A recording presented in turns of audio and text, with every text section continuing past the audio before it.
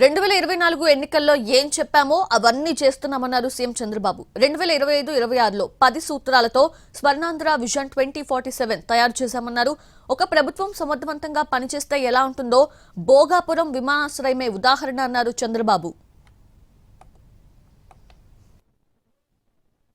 2024 ఒక massive victory, ఎవరు ఊహించినటువంటి విజయం. ఆల్ ఎలక్షన్స్ లో తెలుగుదేశమే ఒక ప్రభంజనం. కానీ మొన్న ఎన్డీఏ విక్టరీ అనేది ఊహించినటువంటి విప్లవం. అలాంటి విప్లవానికి కారణం కూడా మేము ఆ రోజు 7 వైట్ పేపర్స్ పబ్లిసైజ్ చేశాం. ఈరోజు ఆ తర్వాత ఎప్పటికప్పుడు ప్రోగ్రెస్ రిపోర్ట్లు ప్రకటించాలి, ఒక బాధ్యత తీసుకోవాలి, ప్రజలకు ఎప్పటికప్పుడు తెలియజేయాలనే ఉద్దేశంతో ఈరోజు ఈ కార్యక్రమానికి శ్రీకారం చుట్టాం. ఒక ప్రభుత్వం పనిచేస్తే ప్రజలు ఎంత భాగస్వాములు అవుతారు, ఏ విధంగా సపోర్ట్ చేస్తారు, దానికి భోగాపురం ఎయిర్పోర్ట్ ఇనాగరేషన్ ఒక బెస్ట్ ఎగ్జాంపుల్.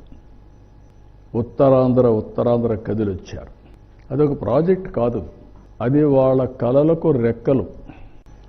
2024 ఒక మ్యాసివ్ విక్టరీ, ఎవరు ఊహించినటువంటి విజయం.